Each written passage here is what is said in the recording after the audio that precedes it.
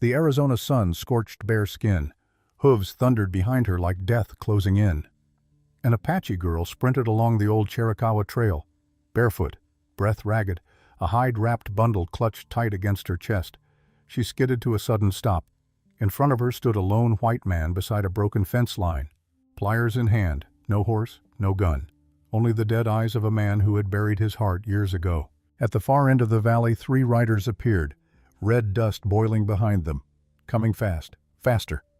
The man silently held out the reins of his horse. She glanced at the loose shoe on the mare's front left hoof, whispered something strange, then swung up into the saddle in one smooth motion. She drove the horse east and vanished into the rocks and cedar brush. The man stood motionless in the middle of the empty trail. The sound of enemy hooves grew louder, closer. Marcus Webb was 43 years old, lean, weathered, built by 15 years of fixing fences alone. He knew every fence post on his ranch the way some men know their children's faces, every rise in the land, every hollow that held water after rain, every rock that would turn an ankle if you weren't paying attention. He knew it all, because knowing things was safer than feeling them. And Marcus Webb hadn't felt much of anything in a long time. The morning started the way it always started. Coffee, black, no sugar because he'd run out 3 weeks ago and hadn't bothered riding into town. Sugar was for people who cared about small pleasures. Marcus had stopped caring about pleasure, small or otherwise. He sat on the porch, the same spot, the same chair, the same view, watched the sun climb over the eastern ridge the way it had climbed every morning since the world began. The light came slow, gold first, then white, then that particular Arizona brightness that made you squint even when you didn't want to. Marcus didn't squint. He just looked, the way he always looked, at nothing in particular, at everything that used to matter, at a world that had kept spinning even after his stopped. There was a photograph inside, on the table by the window. He walked past it every morning, never looked directly at it, but always knew it was there. Sarah, his wife, 22 years old in that picture, wearing the blue dress she'd made herself, standing in front of this very cabin, before everything went wrong. Sarah had died on October 17, 1871. The baby with her, Daniel, named after Marcus's father. The midwife said sometimes it just happens. Sometimes babies aren't meant for this world. Marcus had nodded. Because what else do you do when someone says something that stupid? He'd buried them on the hill, behind the cabin, under the cottonwood. In the cradle he'd spent 2 months building. 2 names, 1 date, no scripture. After that, Marcus stopped talking much, stopped planning for any future beyond the next day's work. Better to work, to survive, to exist without expecting anything more than existence. Owen had shown up 6 months after the funeral, drifter, looking for work, good with horses, good with cattle, good with silence. That last part was what made Marcus hire him. 17 years now. Owen lived in the bunkhouse. They took meals together sometimes. Owen would talk about the cattle, the weather, the fence line, never about himself, never about his past. Marcus appreciated that. The not asking, the not telling. Cole had arrived 2 seasons ago. Younger, maybe 25, talked more than Owen, smiled more, which made Marcus trust him less. But the ranch needed help, so Cole stayed, worked hard enough. But there was something about him, a watchfulness, a calculation, like he was always measuring, always figuring angles. Marcus watched Cole. The way you watch a horse you're not quite sure is broken yet. This particular morning, August 14, 1887. Marcus finished his coffee. The sun was already climbing, heat building. He walked to the barn. Owen was already there, mucking stalls. "Morning," Owen said. Marcus grunted. "Fence line's down on the east pasture," Owen said. Marcus nodded. "I'll ride out." "Want company?" "No." Marcus saddled his horse. Copper, a bay mare, 11 years old, steady, reliable. Sarah had named her. Marcus ran his hand along Copper's neck, felt the warmth of her, the solidness. He rode east, through the scrubland, past the north pasture where the cattle grazed. The land rolled, gentle, deceptive. This country didn't forgive mistakes. Marcus respected that. The Chiricahua Trail ran along the eastern edge of his property. Old trail, used by Apache for generations. Marcus didn't use it much. He left it alone. Let people pass. The Apache did the same. He reached the fence line, wire down in 2 places. Marcus dismounted, pulled his tools from the saddlebag, wire cutters, pliers, leather gloves. He worked methodically. Good enough. Not perfect, but good enough. That's when he saw her. At first, just movement. A shape, fast, along the eastern edge of the trail. A girl. No, a young woman. On foot. Moving fast. Apache. That was clear even from 100 yards, the way she moved, the deerskin dress, the moccasins, the long black hair tied back. She was young, maybe 18, and alone. She carried something. A bundle, wrapped in hide, held tight against her side. Marcus watched her. She was running, with the specific economy of someone who'd been running for hours. He looked past her, down the trail, south, dust, a cloud of it, maybe half a mile back. 3 horses, moving hard, coming fast. Marcus's jaw tightened. The dust cloud was closing. Fast. She wasn't going to make the tree line to the north before they reached her. Simple calculation. They would catch her. In maybe 10 minutes, maybe less. He stood there, holding the wire cutters, thinking about a great many things very quickly. He thought about his ranch, 4 miles west, in no need of extra trouble. He thought about the 3 riders behind her, who could be anything. He thought about Sarah, which he tried not to do. Sarah would have helped. Without thinking, without calculating. She would have seen a young woman in trouble, and she would have acted. Marcus wasn't Sarah. He'd spent 16 years making sure of that, making sure he never cared enough to get hurt again, making sure nothing could touch him. And then, for the first time in 16 years, Marcus Webb did something impulsive. He swung down off Copper. The girl stopped, finally, turned, looked at him. Her eyes were dark, level, unreadable. No fear in them, just assessment. Marcus held the reins out toward her, didn't speak. She looked at the reins, then at him, then back at the dust cloud behind her. Closer now. She took the reins. Her hands were small, brown, calloused. She looked at the reins for a moment, then at Copper, ran her hand along the mare's neck, checking. Then she looked back at Marcus, and spoke. English. Careful, precise. Left front shoe is loose. Marcus blinked. Of all the things he'd expected her to say, that was not it. She was telling him his horse needed work, while she was running for her life, while 3 men were closing in behind her. She'd noticed his horse had a loose shoe, and she was telling him. Because even in crisis, some things mattered. Marcus didn't know what to say, so he said nothing, just nodded. She mounted. One smooth motion, adjusted the bundle under her arm, looked at Marcus one more time. Something passed between them. Recognition. Then she turned Copper east, away from the trail, into the broken country between the cedar stands. And she rode. Marcus stood in the middle of the trail, watched her go, watched until they disappeared into the rocks and cedars. His heart was pounding, his hands were shaking, from something he couldn't name, not fear but shock at himself, adrenaline, life, the feeling of doing something that mattered. He turned and watched the dust cloud get closer. 3 riders, white men, not Apache, roughly dressed, but the horses too good, the saddles too expensive. These were men who got paid, well, to do things other men didn't want to do. They pulled up short when they saw him, standing there, alone, no horse. The one in front had a red bandana around his neck, eyes that moved fast. You see an Apache girl come through here? No greeting, just the question. Marcus looked up at him. Steady. Been standing here about 5 minutes, Marcus said. Haven't seen much of anything. The lie came easy. The man's eyes narrowed. He looked at the hoof prints, fresh, clear, leading east, then at Marcus, standing in the middle of a trail, without a horse. Those your tracks, the man said. Could be, Marcus said. The man's jaw tightened. His hand moved, near his belt, ready. Marcus didn't move, didn't flinch. His hands hung loose at his sides. Because here's what Marcus had learned about men who have nothing to lose. Men who have nothing to lose are dangerous, not because they're reckless, but because they're free. And the man on the horse saw it, saw that he was looking at someone who would not be intimidated. The calculation happened fast. Was this worth it? The math didn't work out. "Keep moving," the man said to his companions. They rode east, at a different angle than the girl had gone. Marcus watched them, until they disappeared. Then he stood there, alone, with no horse, 4 miles from home, the sun climbing toward noon. His hands were still shaking.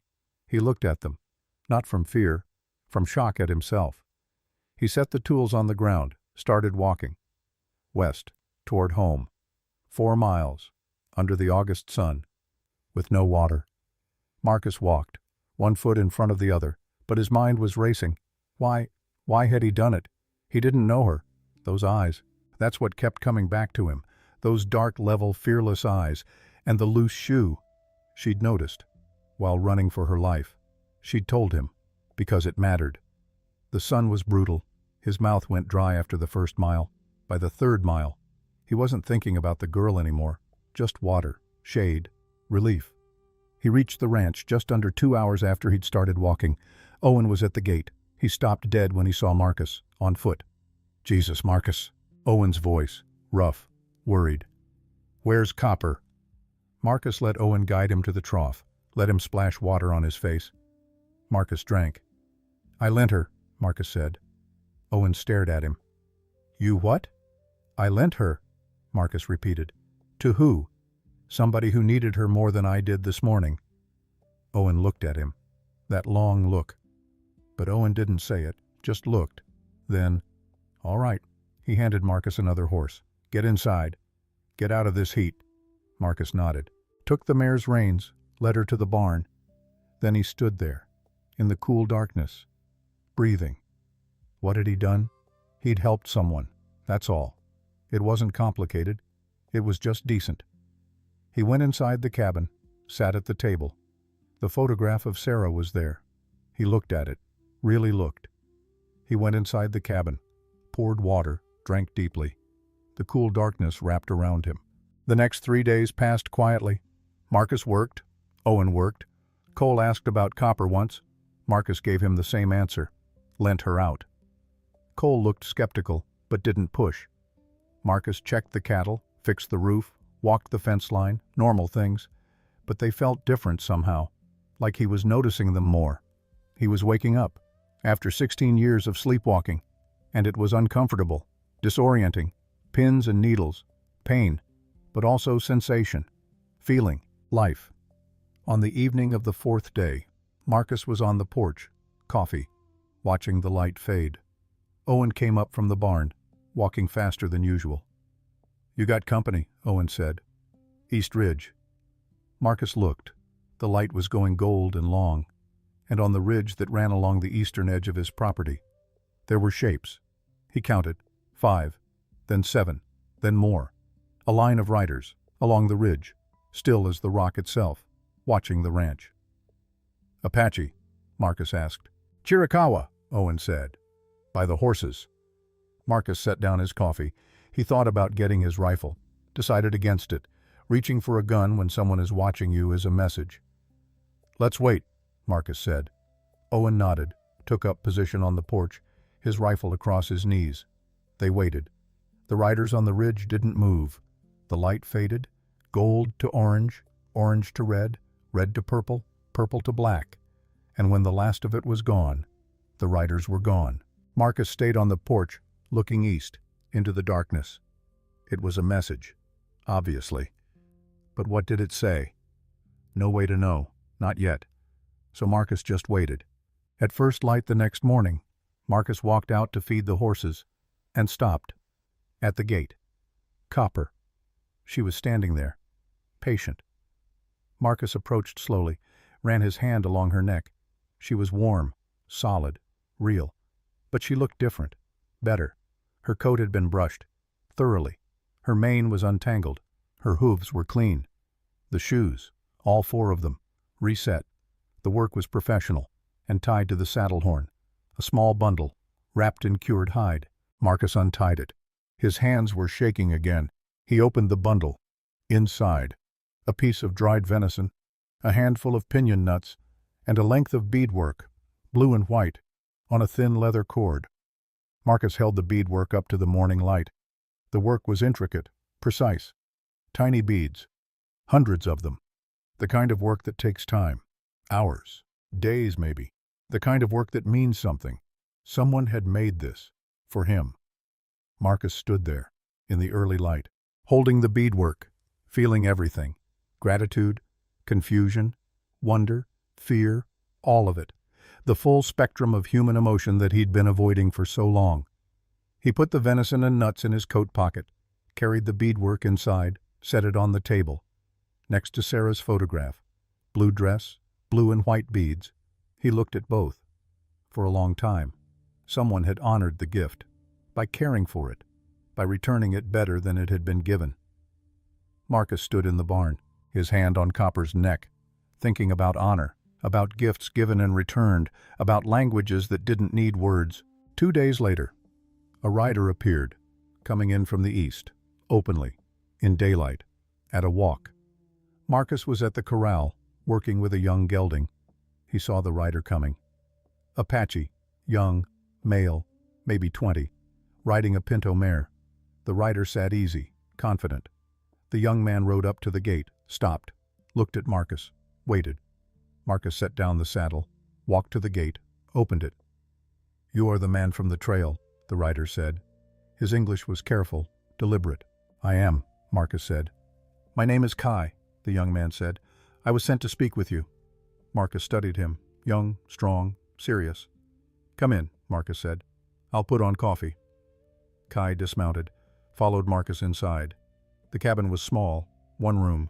Kai didn't look around, just sat where Marcus indicated, accepted the coffee when offered. Marcus sat across from him, waited. Kai took a sip of coffee, set the cup down, looked at Marcus directly. "The woman you helped on the trail," he said. "Her name is Aya. She is the daughter of our headman." Marcus nodded. "Headman's daughter. That explains some things." "The men who followed her," Kai continued, "they were hired by a man named Silas Crane." Another pause. "Crane has been buying land in this valley for 2 years. Buying it." His voice hardened slightly. "Or taking it." Marcus was quiet for a moment. "I know who Crane is," he said. And he did.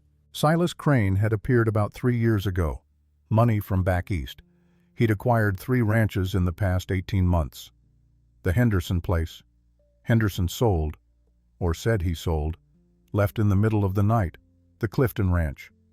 Clifton had been here 12 years, but something scared him, made him leave, and the Morrison place. Morrison was found dead. Hunting accident, they said. The widow sold to Crane a week later. Nobody could prove anything, but everybody knew. "Crane wants the corridor between your ranch and our summer grounds," Kai said. "He needs both. To control the water." Marcus understood. Water was everything out here. "Why are you telling me this?" Marcus asked. Kai seemed to consider the question. "Because Aya asked our headman too," he said finally. "And because he says a man who gives something freely without expecting a return is a man worth warning. Without expecting a return is a man worth warning." Marcus felt something shift in his chest, the physical sensation of being seen by someone who didn't owe him anything. "There's more," Marcus said, not a question. "Yes," Kai said. He leaned forward slightly. "Crane's men have been watching your ranch. The same men from the trail. We have seen them. On the South Ridge. 2 nights this week." He paused. "They are not watching to learn your habits. They already know your habits. They are watching to count. Your men, your horses, your ammunition, your weaknesses." Another pause. "Our headman believes they will move against your land within the week. He believes they intend to drive you out, the way they drove out the others." Marcus stood, walked to the window, looked out at his land. 15 years of work. And now someone wanted to take it. He thought about being alone, about having no one to help. "There's more," he said again, turning from the window. "Your headman didn't just send a warning." Kai was quiet for a moment, then nodded. "No," he said. "He offers help." He said it carefully, respectfully. "He says the corridor Crane wants," Kai continued. "Your land is part of it. If Crane takes your ranch, our access to the eastern springs is gone." He paused, met Marcus's eyes. What threatens you, he said, also threatens us. We have a common enemy. Marcus looked at this young man, offering alliance, offering something Marcus hadn't had in 16 years, partnership. Tell your headman I want to speak with him, Marcus said. Kai nodded once, finished his coffee, stood. At the door he stopped. Aya also said to tell you something, he said. Marcus waited. She wanted you to know the loose shoe was reset. Kai looked at Marcus. She said you would understand. He walked out, mounted his horse, rode east. And Marcus stood in the doorway, thinking about a young woman, running for her life, who had noticed a loose horseshoe, and Marcus realized he wanted to meet her. Aya. For the first time in years, Marcus Webb wanted something. Beyond survival, he wanted to live. The meeting happened 3 days later, at the Dry Creek bed, eastern boundary of Marcus's land. Dawn. Marcus rode out alone. Owen had offered to come. Marcus had said no. This was about trust. Kai was already there, waiting, and beside him. An older man, 60 maybe, silver threading his hair, face lined but strong, eyes that held weight. The headman, Nathan. Marcus dismounted. Nathan dismounted. They stood facing each other, 10 feet of cracked earth between them. Neither man moved, neither spoke, just looked, measured, assessed. Marcus saw strength, dignity, caution. Nathan spoke. Apache, fluid. Kai translated. He says you gave something freely to someone you did not know. Kai paused. He asks if you understood what it would cost you. Marcus thought about that, considered it honestly. Not entirely, he said finally. I understood it was a risk. I didn't know yet how much of one. Kai translated. Nathan listened, nodded slowly, spoke again. He says, Kai translated, a man who does the right thing knowing it is a risk is worth more than a man who waits until the risk is gone. Pause. He says many men wait for the risk to be gone. It never is. Marcus felt something settle in his chest. Recognition. This man understood. He's right about that, Marcus said. A long pause. Then Nathan spoke at length. Kai translated carefully. He says Crane is not simply a man who wants land. He is a man who understands that water is power in this country. He has done this before, in other places. He knows what resistance looks like, and he plans around it, Kai continued. The men he has watching your ranch, they are here to count your hands, your horses, your ammunition, because when Crane moves, he does not move until he knows the arithmetic favors him. Marcus absorbed this. Crane was methodical, patient, ruthless. So we changed the arithmetic, Marcus said. Kai translated. Natan's face shifted. Something like approval, not quite a smile, but close. He spoke briefly. He says yes, Kai said. That is exactly it. And something happened between them. Marcus and Nathan, an understanding, unspoken, but real. They spent the next hour at the Dry Creek bed, talking, planning, sharing what they each knew. Nathan knew the land, every inch of it. His people had lived here for generations. He knew where water ran underground, where men could hide, where horses could go, the wind patterns, the animal trails. He knew this valley intimately. Marcus knew Crane, not personally, but the type. They used fear, pressure, legal manipulation, cut fences, poisoned wells, made life unbearable until you sold. They used the law when it suited them, had sheriffs in their pocket, judges, land surveyors. The South Ridge, Natan said through Kai. That is where they watch from. 2 men, rotating. They have a camp 6 miles south. 8 riders total. 2 were soldiers. You can tell by how they sit their horses. These are not cowboys. These are men trained to kill. Marcus filed that away. Soldiers. That changed things. What about the law? Marcus asked. Sheriff, Nathan's expression darkened. He spoke. Kai translated. The sheriff is Crane's man. Bought. 2 years ago. When Henderson's well was poisoned. We told the sheriff. We saw Crane's men. That night. The sheriff said we were lying. Marcus felt anger rise, but he pushed it down. So we're on our own, Marcus said. Yes, Kai said.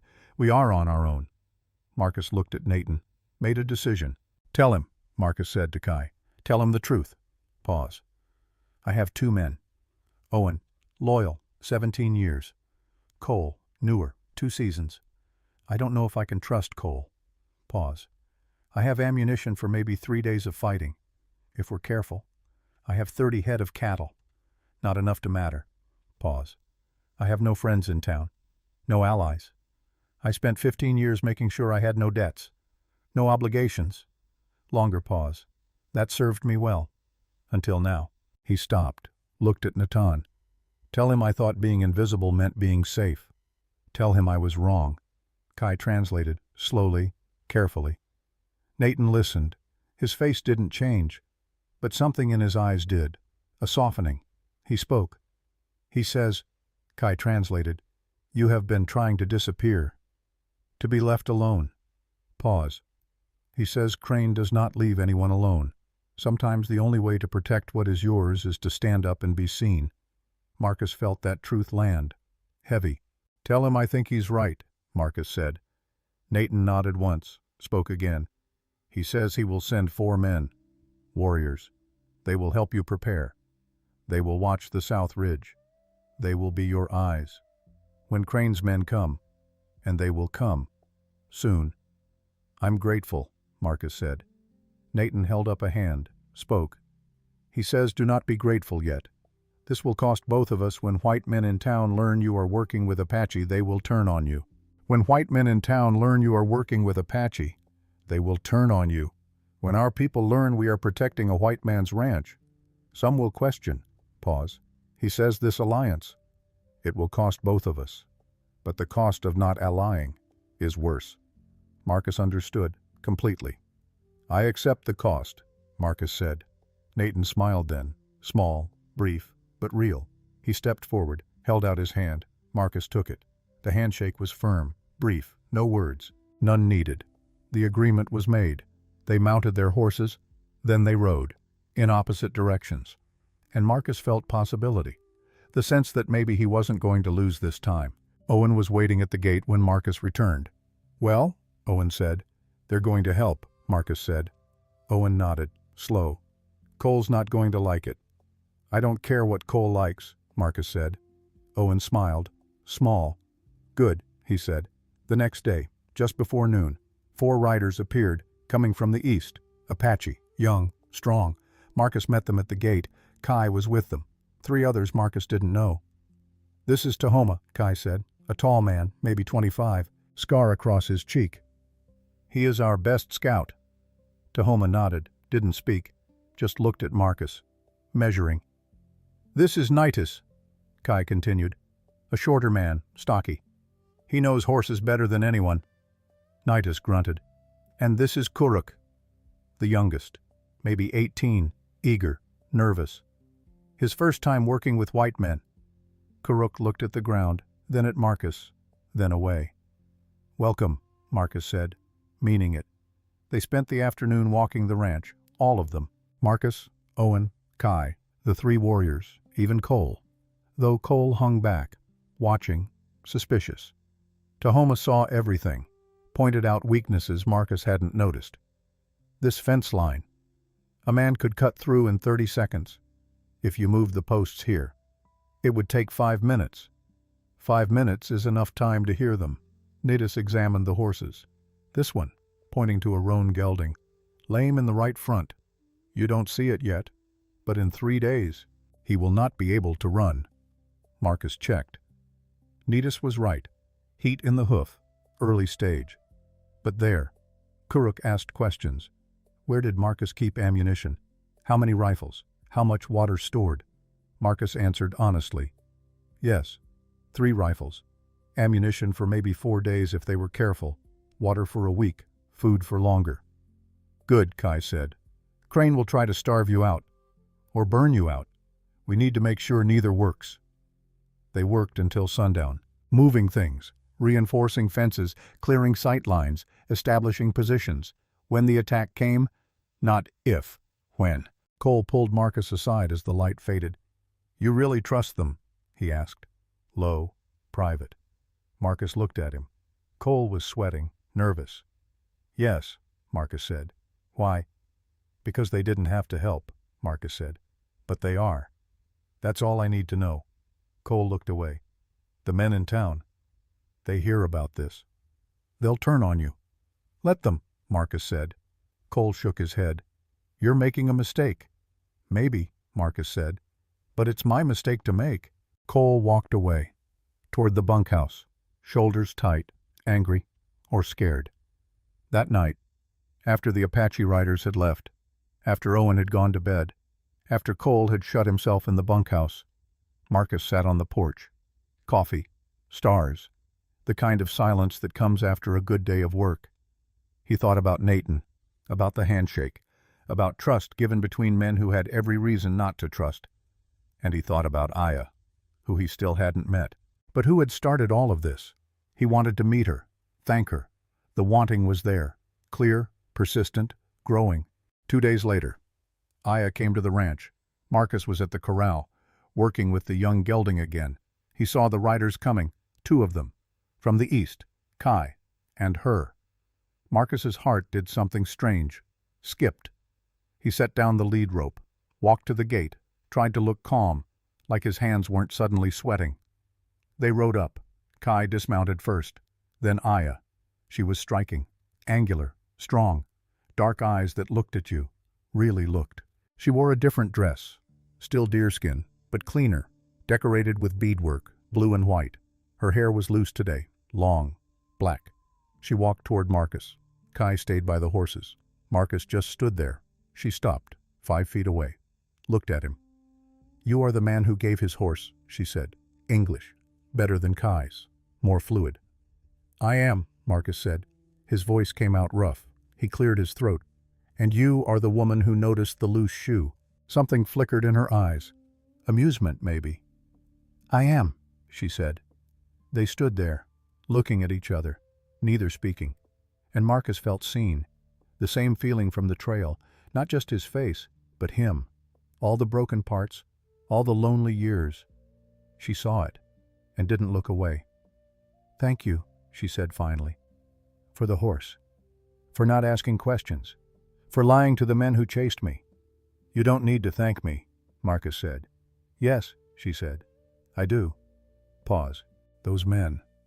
They work for Crane. He wants our land. And yours. He sent them to find me. To bring me back. To use me to pressure my father. Marcus felt anger again, cold this time. Did they hurt you? He asked. No, she said. Because of you. Pause. Because you gave me a way to escape. The shoe, Marcus said. You really noticed. While you were running. She smiled, small, brief, but it transformed her face. I always notice horses, she said. My grandmother taught me. She said a horse will tell you everything, if you pay attention. Your horse told me you were a good man. Marcus blinked. How? She trusted you, Aya said, completely. A horse does not trust a cruel man. Your horse trusted you, so I trusted you. Marcus didn't know what to say to that. Would you like to walk? Aya asked. My father sent me to see your land. To understand it. He says knowing land is knowing how to defend it. Yes, Marcus said, too quickly, too eagerly. Yes, I'll show you. They walked. Kai stayed behind. They walked along the creek bed, dry now. But Aya stopped, knelt, put her hand on the earth. Water here, she said. Underground. Maybe 6 feet down. If Crane's men poison your well, you dig here. You will have water. How do you know? Marcus asked. The plants, she said, standing, pointing. That sage, those roots, they only grow where water is near. My grandmother taught me. She knew every plant in this valley. They walked further. She pointed out things Marcus had never noticed. Animal trails, rock formations that channeled wind, places where sound carried. She knew this land, not his specific property, but the valley, the ecosystem, water to plant, plant to animal, animal to weather.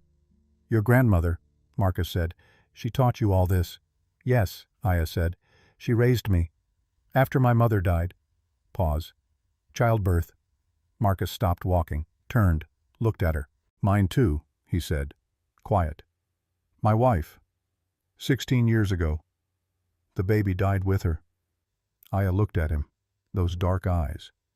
I know, she said. How? Kai told me. He asked in town. About you. Before my father agreed to help. Pause. I am sorry for your loss. I'm sorry for yours, Marcus said. Thank you, Aya said. But I was very young. I do not remember her. Pause. My grandmother told me something. Before she died. Aya stopped walking, turned to face Marcus. She said pain does not disappear. It only changes shape. She said you do not forget. You do not move on. You learn to carry it.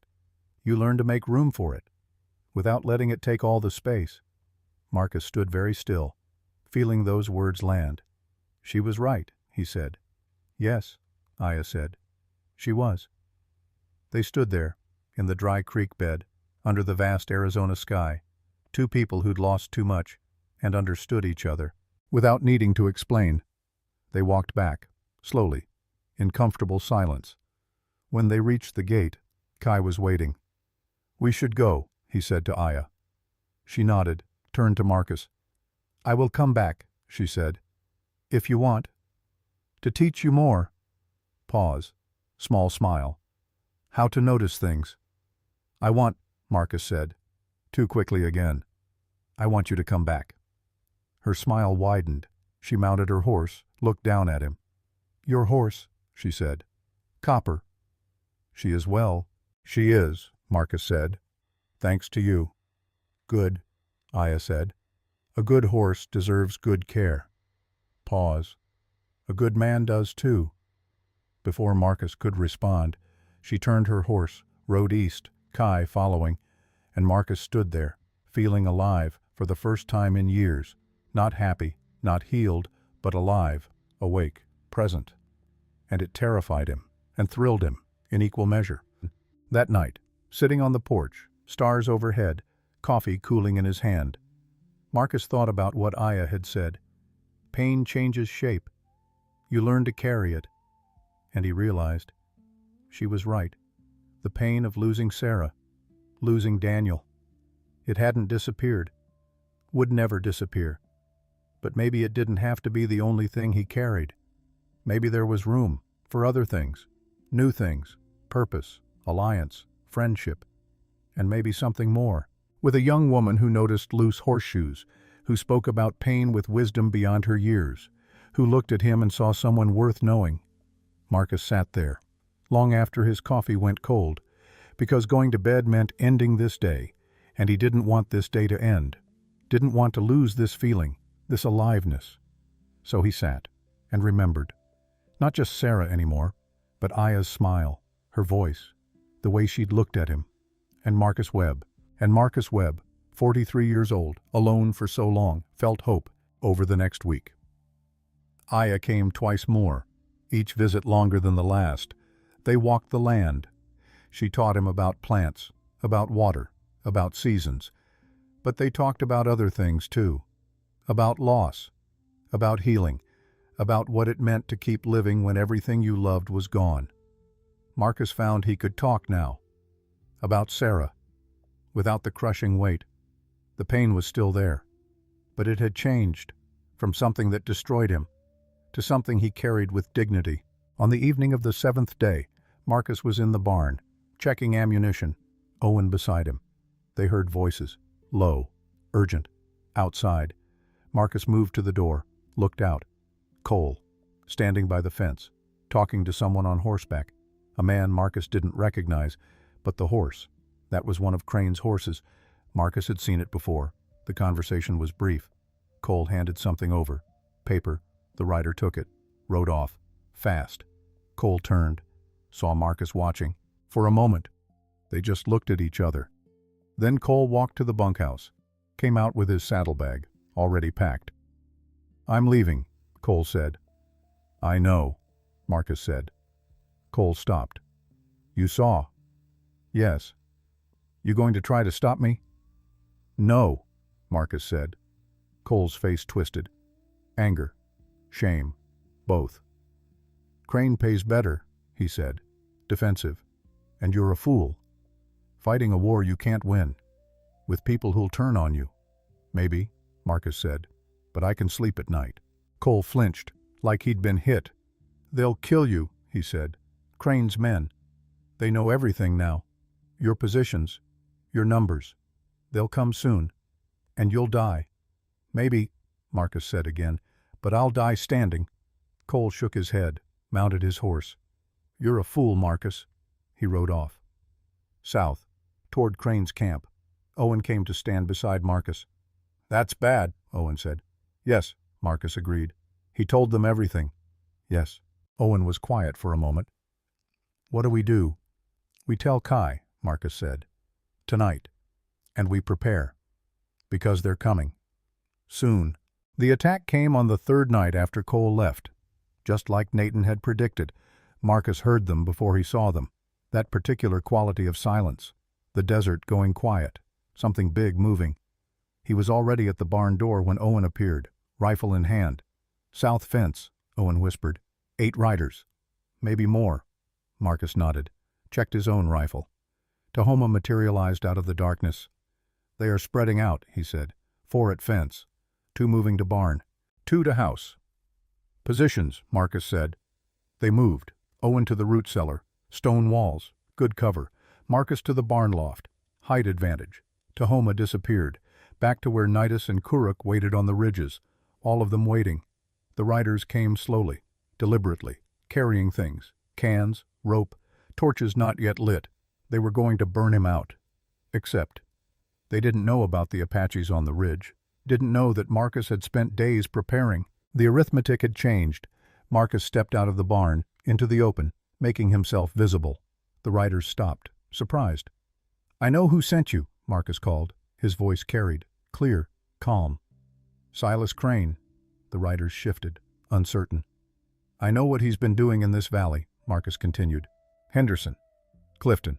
Morrison. One of the riders spoke. Then you know this is done already. You can leave. Tonight. Or we burn it all. Here's what you don't know, Marcus said. He looked up. At the south ridge. At the north ridge. Right now. On both ridges. There are people watching you. They know your positions. They're waiting for my signal. You're bluffing, someone said. Less certain now. Marcus didn't answer, just looked up. A fire bloomed. South ridge, small, 3 seconds, then dark. North ridge, same thing. Then from the east, a sound, a single clear note, long, carrying. The horses began to move, restless, shifting, sensing danger. The riders felt it, their mounts moving under them. One of the riders spoke to the others, low, urgent. They turned their horses, slow at first, then faster. They rode south, gone. Marcus stood in the middle of his yard, watching them disappear. Owen emerged from the root cellar, Tahoma from the shadows. Kai rode down from the ridge. They will come back, Kai said. I know, Marcus said. Next time will be different. They will come to kill. I know, Marcus repeated, but they'd survived, and that meant something. Owen spoke. Cole told them everything. Yes, Marcus said, and he has to live with that. Pause. That's punishment enough. They dispersed. Marcus walked to the house, sat on the porch, coffee. Even though it was 3 a.m, sleep wouldn't come, not after that. Crane wouldn't stop. They escalated, and eventually they won. Unless you changed the game entirely. Marcus sat there, thinking, planning. By dawn he had an idea. The morning after the attack, Marcus rode out, east, to find Nathan. The headman was waiting. At the dry creek bed, Kai was there. Marcus dismounted. Nathan did the same. They came, Nathan said through Kai. As I said they would. Yes, Marcus confirmed. But they left. Without burning anything. This time, Nathan said. Next time they will not leave. Marcus nodded. That's why I'm here. Pause. I need advice. Nathan's eyebrows raised, slight, surprised maybe. Crane operates through fear, Marcus said. Through violence. Pause. But he operates legally too. False deeds. Corrupt officials. He's not just a thug. He's smart. Nathan listened. I can't beat him with violence alone, Marcus continued.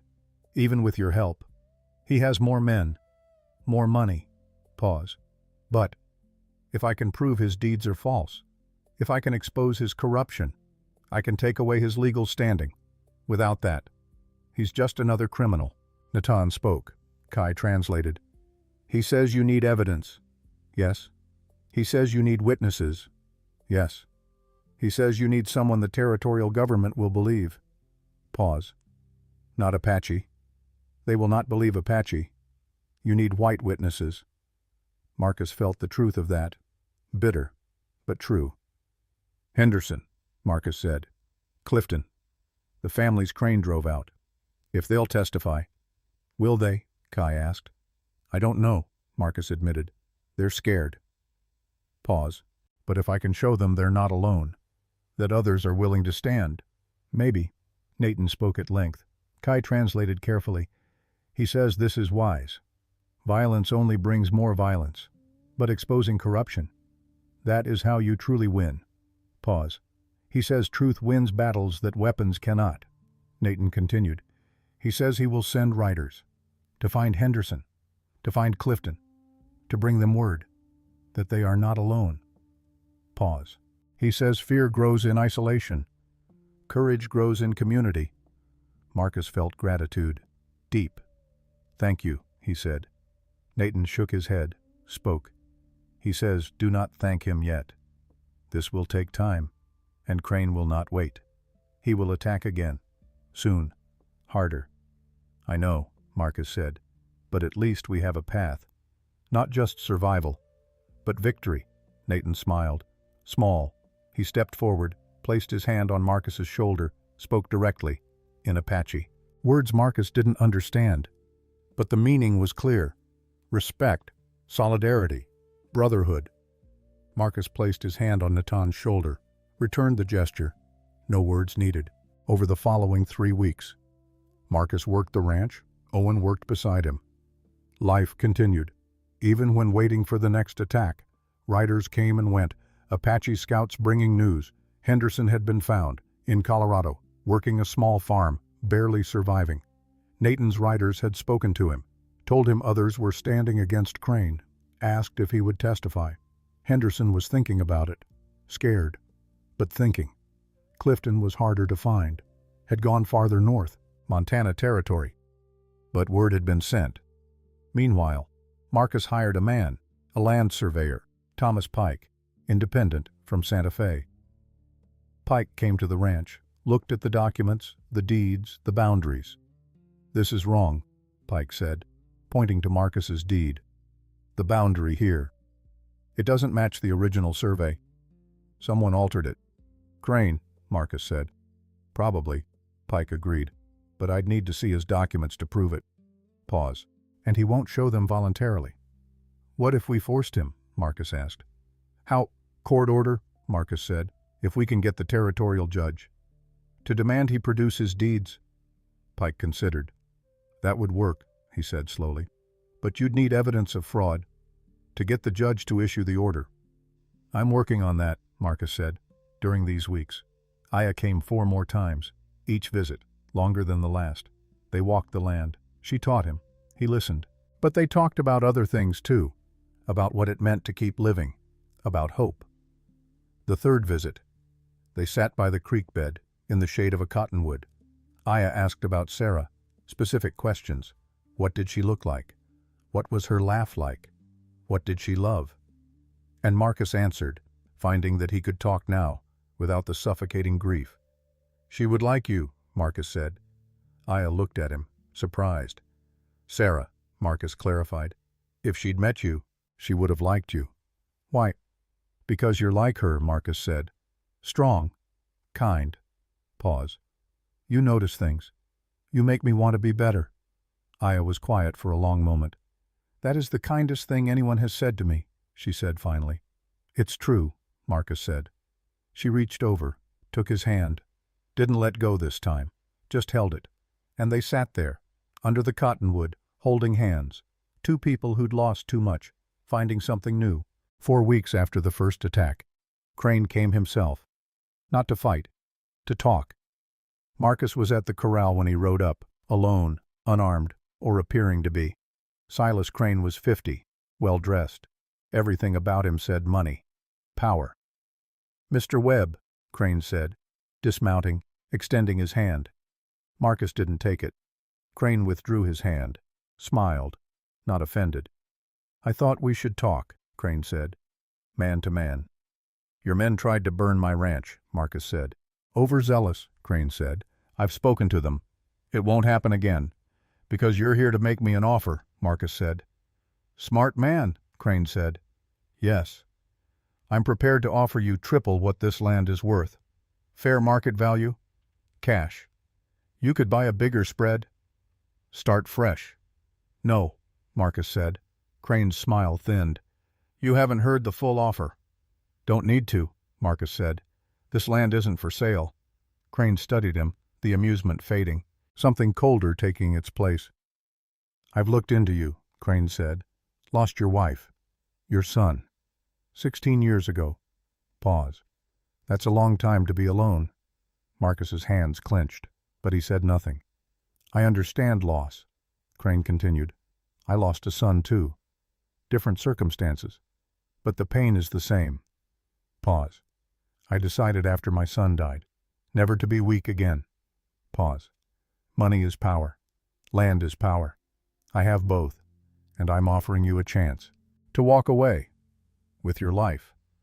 "Some things aren't for sale," Marcus said. "Everything is for sale," Crane said, "if you offer enough." "Then you can't afford this," Marcus said.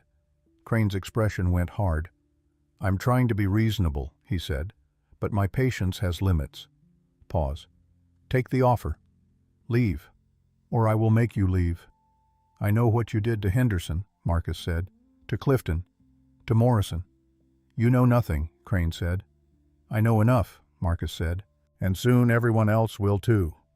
Crane stepped closer, menacing now. "You think your Apache friends scare me? They don't. You think you can expose me? You can't. I own this valley. The sheriff. The judge. The land office." Pause. "You are one man. Alone." Pause. "I could have you killed tonight. No one would question it." Marcus met his eyes.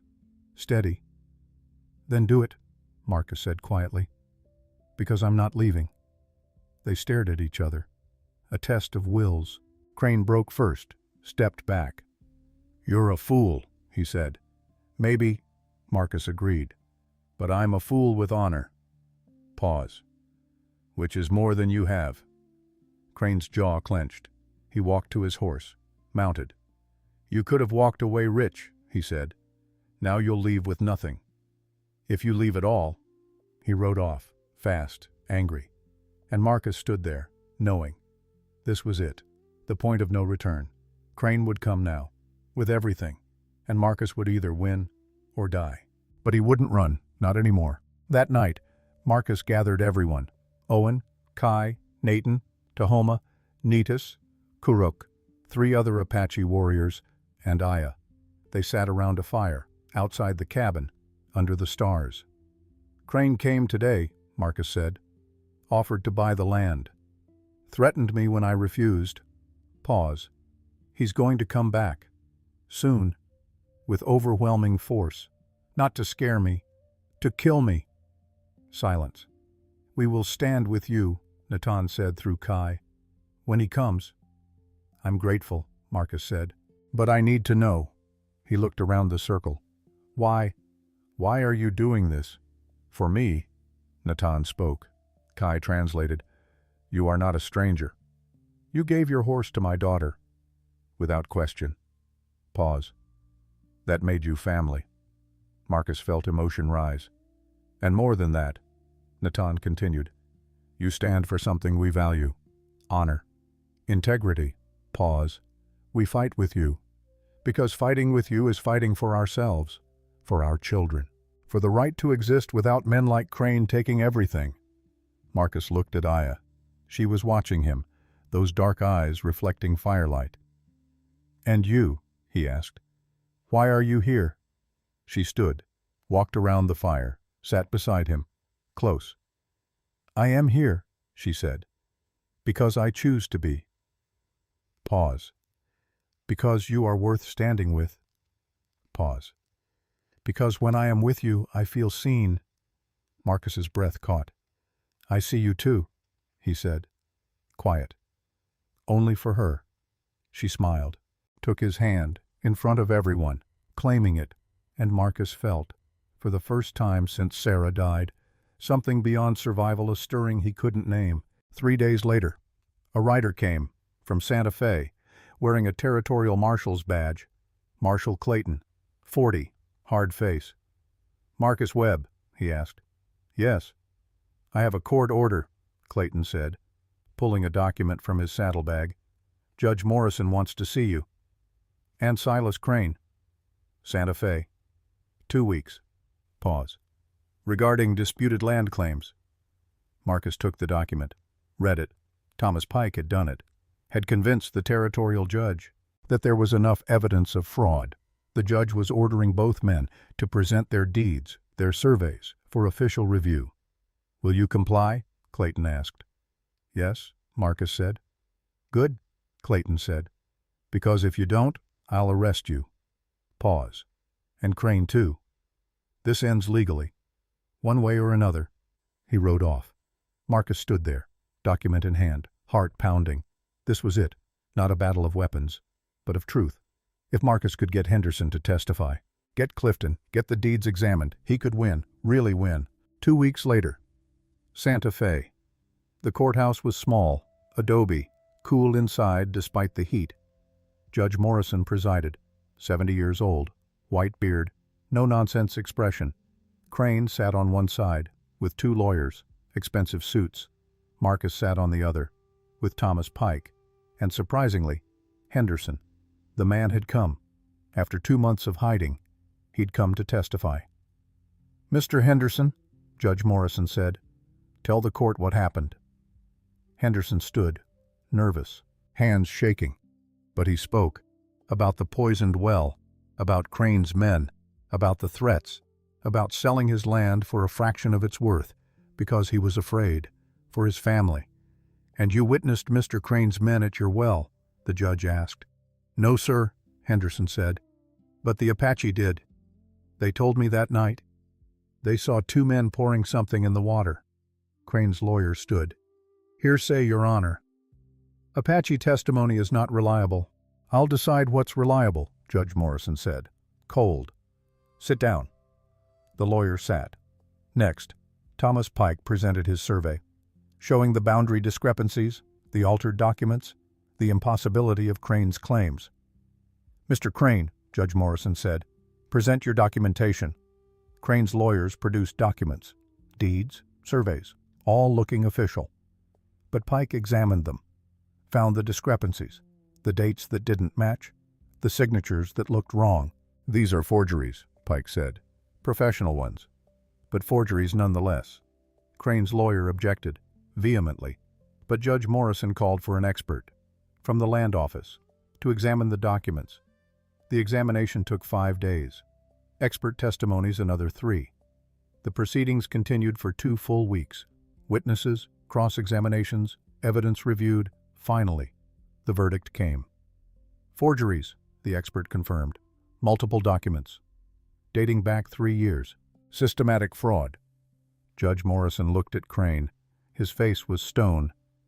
"Mr. Crane," he said, "you are hereby ordered to return all land acquired through fraudulent means to their rightful owners." Pause. "You will pay restitution. You will pay court costs." Pause. "And you are banned from purchasing land in this territory. For 20 years." Crane stood, face red, furious. "This is outrageous," he said. "I have witnesses." "You have nothing," Judge Morrison interrupted, "except bills to pay. And a reputation in ruins." Pause. "Marshal Clayton will ensure you comply with this order." Pause. Court dismissed. Crane looked at Marcus, across the courtroom, hatred in his eyes, pure, undiluted, but impotent. Because the law had spoken. Marcus rode home, with Henderson, with Pike, with victory, real victory. Crane was finished in this valley. The land would be returned. The families could come home. But Marcus felt no elation, just quiet satisfaction. The work of justice. Done. 6 months later. Marcus stood on his porch, coffee in hand, watching the sunrise, the way he'd done for 16 years. But everything was different now. Owen was in the barn, still loyal, still steady, still there. Henderson had reclaimed his land. Clifton was back from Montana, working his ranch again. The valley was healing.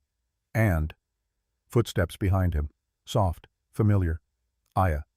She came to stand beside him, her shoulder touching his. "Beautiful morning," she said. "Yes," Marcus agreed. They stood in silence, comfortable, complete. 3 months ago. Aya had asked Marcus a question. What did he want now that Crane was gone, now that his land was safe? And Marcus had answered honestly. He wanted her, not just as a friend, but as more. And Aya, after considering, after talking to her father, after consulting her own heart, had said yes. Not marriage, not yet. Both of them needed time to learn each other, to build something new from the ruins of what they'd lost. But yes to trying, yes to seeing, yes to being together, and that was enough, more than enough. Marcus looked at her now, in the golden morning light, hair loose, face soft, eyes bright. "I love you," he said, simple, true. Aya turned to him, smiled, that smile that transformed everything. "I know," she said. Pause. "I love you too."